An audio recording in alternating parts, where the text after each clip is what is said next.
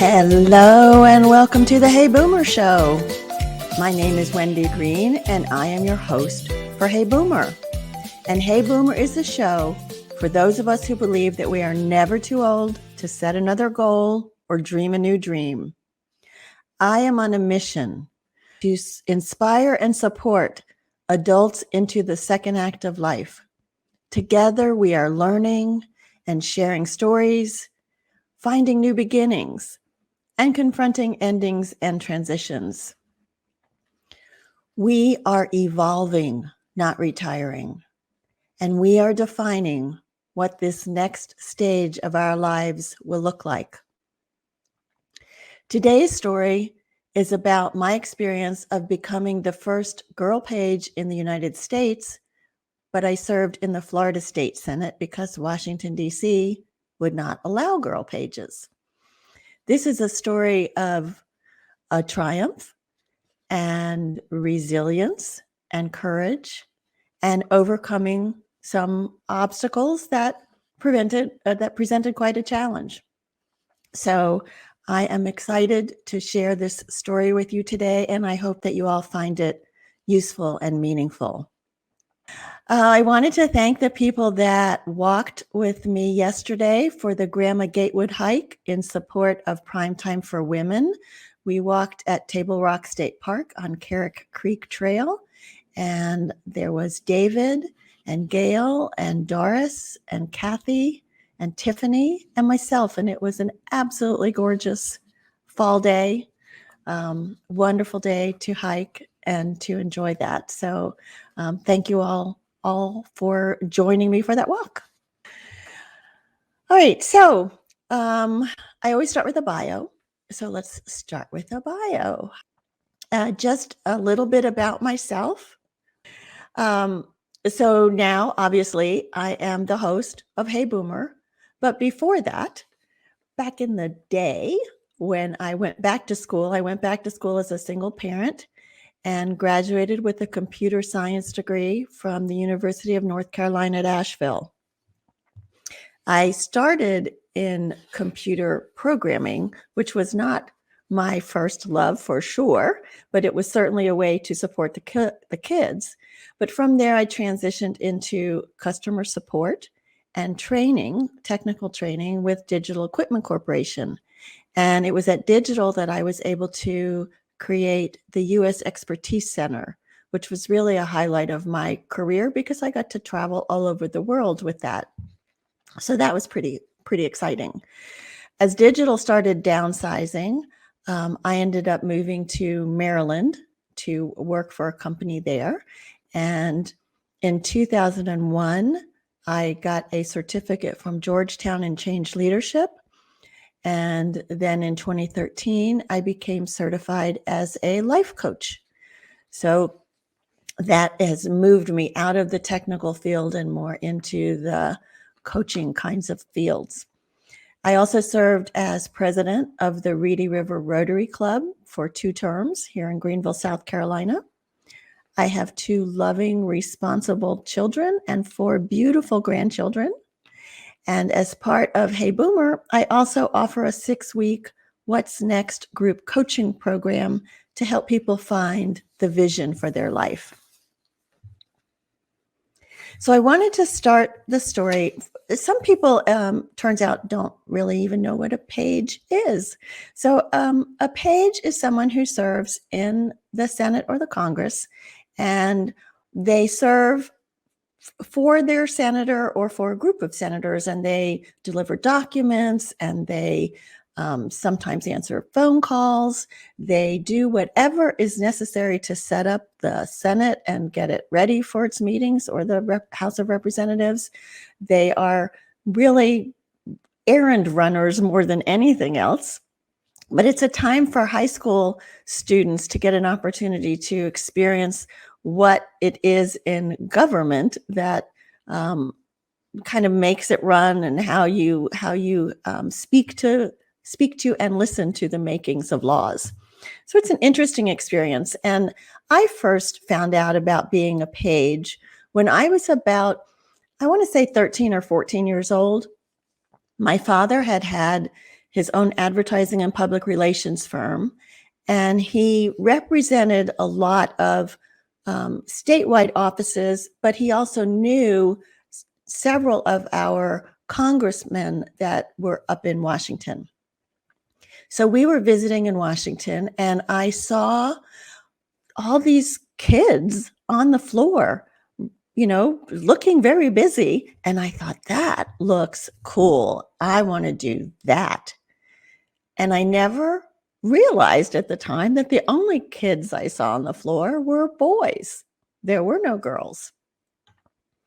So I found out that you had to be 16 to be qualified to be a page, still not registering that you also had to be a boy. So when I turned 16, I wrote to my 2 Florida state congressmen who my dad knew and asked if they would appoint me to be their page. And their response was, "We don't have pages in Washington."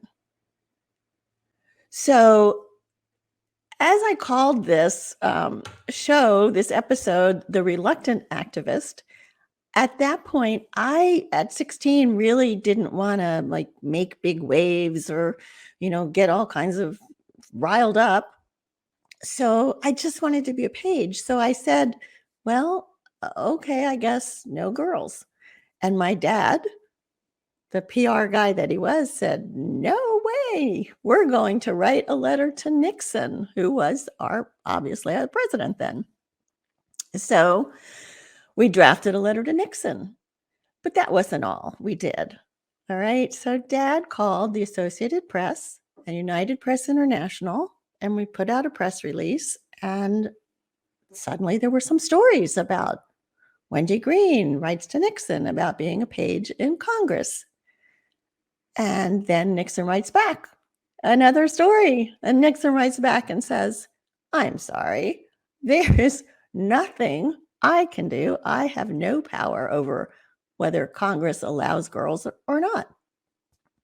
So I looked at my dad and I said, "I guess there's nothing we can do, Dad." And he said, "We're not done. We're going to write to all the congressmen, and we're going to have your friends come over, and we're going to have an envelope addressing party, and we're going to address and stamp all these envelopes with all these letters to all the congressmen. And we're going to call the press again, and they're going to come in and take pictures of you all doing this." And that's what we did. So suddenly, this became a bigger story, because think about the time. This was the early 70s. Well, this was 1970, right? Late 69, early 70s. And the women's movement was really on an upward trajectory then. So suddenly this became a big story. And I was suddenly being followed around campus with cameras. And I was being called to the principal's office because radio stations, particularly WLS out of Chicago, were calling to do interviews with this girl who wanted to be the first girl page in Congress. That was hard for me. Like I said, I was 16. I just wanted to be a normal teenager. I kind of wanted to blend in, and having the cameras in school and all the interruptions in school, people started saying, "Why do you want to be a page? Why not be a whole book? Why do you want a man's job?" Oh, that one got me, because I was like, this is not a man's job. A girl can do this job too. I mean, we're just doing errands in the Senate or the Congress. So, some highlights of this were that I got a call one day from a show in Chicago called The Chicago Show. The Chicago Show was like Good Morning America. And they called and said, "Can you come up and be on the show?" So I was like, ask my parents. I don't know. So my parents said yes. And off I went by myself on an airplane off to Chicago. fortunately, I befriended the stewardesses because, I've never been to Chicago, and they helped me find my hotel. They actually invited me to dinner. It was I was very grateful that they were there. And the next morning, the producer from the Chicago show picked me up, and we went to the studio. And one of the highlights, the Nitty Gritty Dirt Band was on the Chicago show. I was so excited. And then the show was over, and we had some time before I had to fly home. So the producer said, "Well, what would you like to do or see in Chicago?" I said, "Well, WLS has been calling me regularly from Chicago. Maybe we can go by there." So we drive to WLS. We go up to the radio station, which is in a big tower, and they bring me into the studio where they're on air live, and the DJ on air says, "You'll never guess who's here." And my first reaction was, "Who?" And he said, "Wendy Green." It was really beyond my scope of realism. I couldn't even fathom that people outside of my little community in Miami or my family knew who Wendy Green was, but suddenly it was a big story. My dad was doing a clipping service, and we were getting clips from newspapers all over the country.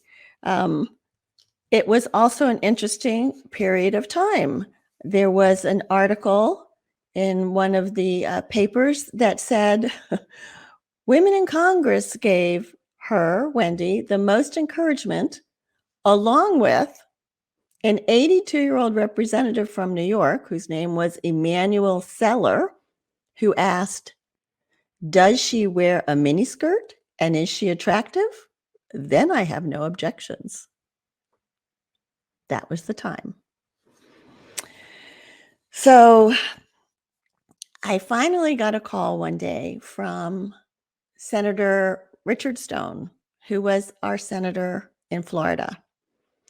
And he asked if I would like to be his page in the Florida State Senate.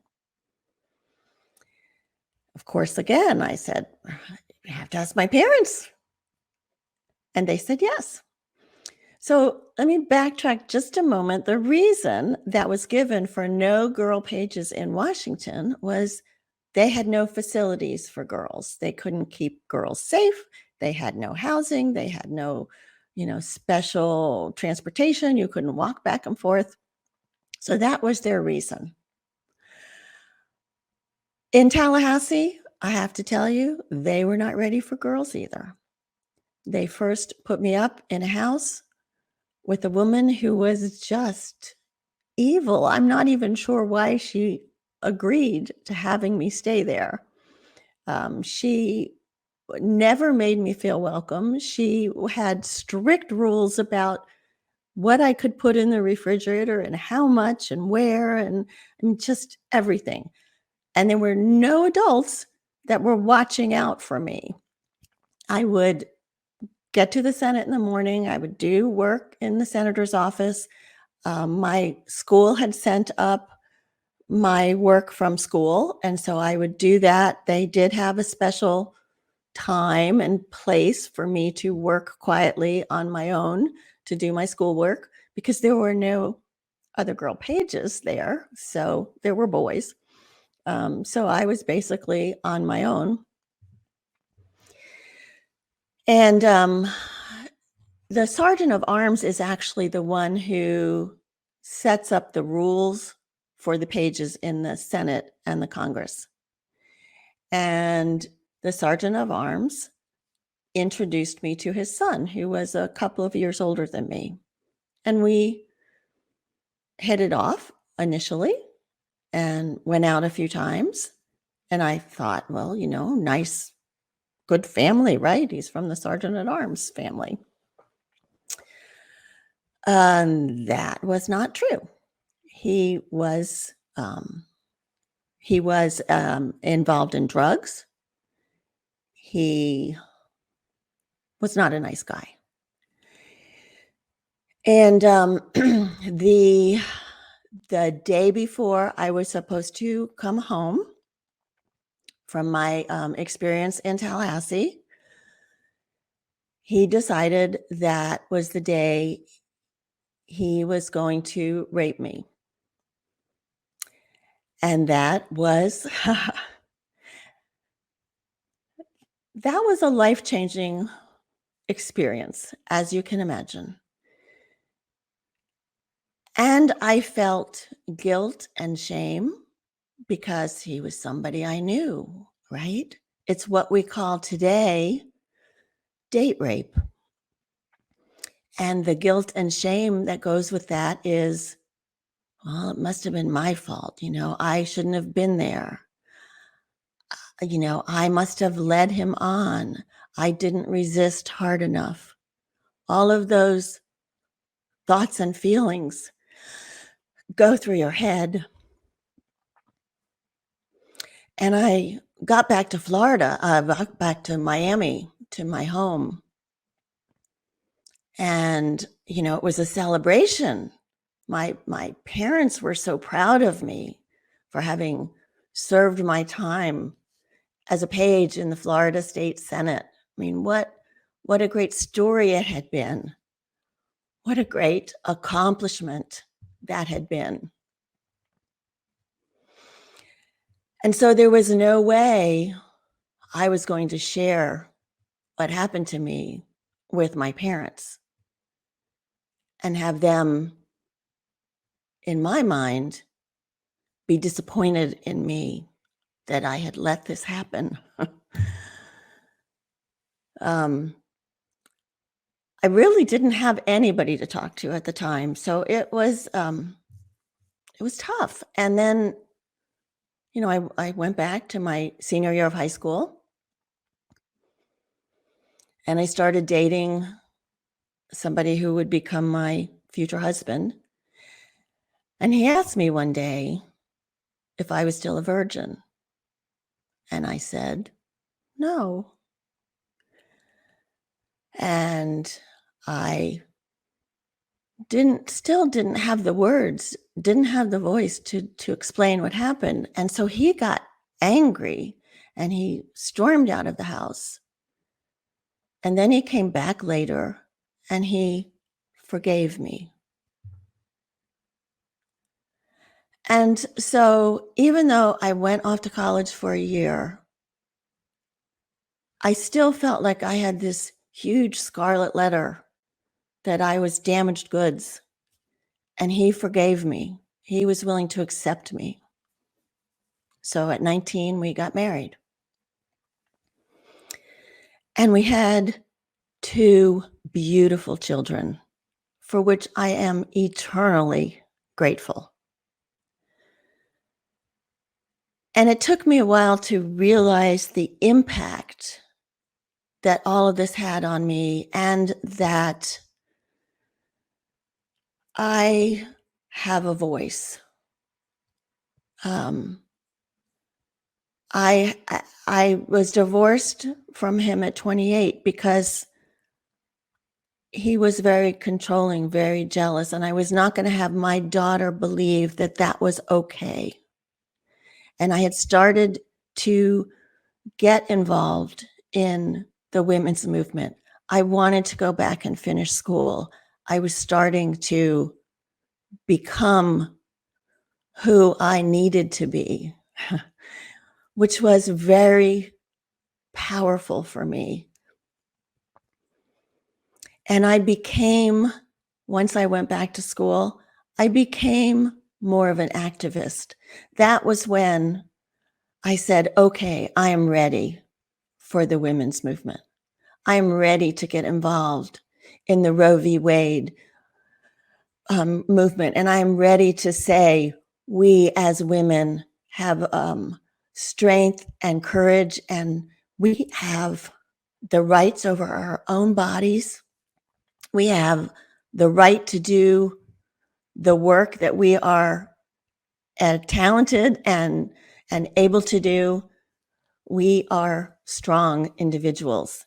And so I started to believe that.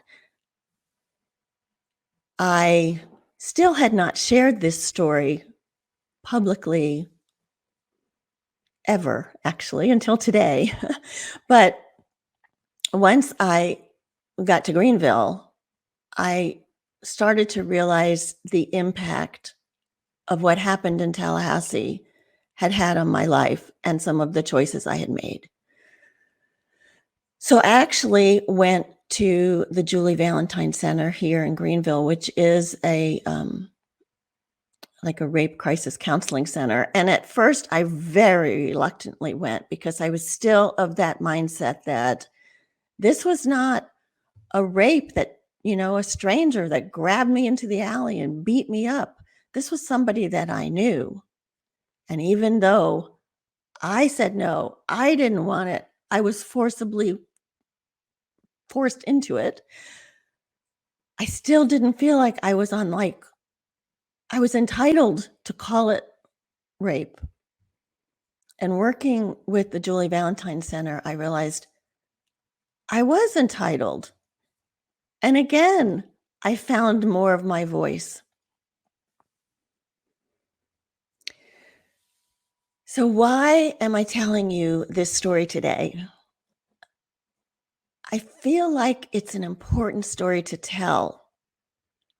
I feel like there are women out here listening that may have had similar experiences. And it's nice to know you're not the only one, even though it's a horrible thing to happen. It's nice to know that I had this wonderful opportunity of being a page in the Florida State Senate, going on the Chicago show, meeting the people at WLS. All of those things were great experiences. And those can never be taken away from me. And at 69, I am defining what this next stage of my life will look like. And what I am defining is a relevant life, a meaningful life, a life filled with courage and passion, and a desire to make the world better in whatever way. So I am still somewhat of a reluctant activist. I don't like being the one on stage in a rally, but I love inspiring and encouraging people. I love seeing people blossom into who they can be. And so I'm learning that I can share stories and use my platform, this Hey Boomer platform, to bring people together so that we are sharing our stories together and we are learning together. And like I said, we are finding new beginnings and we are confronting endings and transitions, and we are still growing into the people we are meant to be. And that is so cool. I just love that. So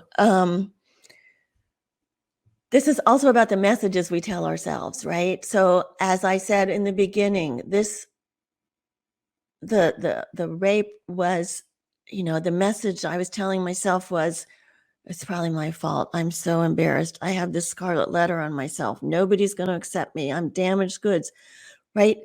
Those messages are not helpful. And we have to stop doing that to ourselves. We have to tell ourselves that we are relevant and that we are meaningful and that we can make a difference. And we do make a difference every day. Every day we make a difference in whatever little thing we do, whether it's smiling at somebody, picking up trash, going out and voting, writing letters, hugging somebody. We make a difference. And we have to tell ourselves that. Stop with the negative messaging. it is okay. I mean, there are times, right? There are times when we have to grieve, and there are times when we have to feel bad about something, and then we move on. Don't get stuck in it. And that's really what I want people to know. And find your voice and define how you want to be in this next stage of your life. Because this is what we have. We have today. The past is past. Let's let it go.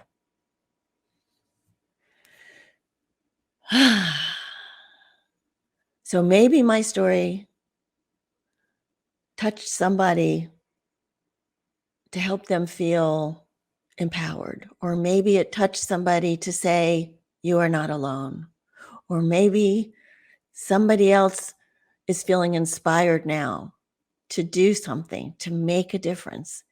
That's, I believe, what we are here for. So yes, Kathy, find your voice and define what you want this next stage of your life to be like.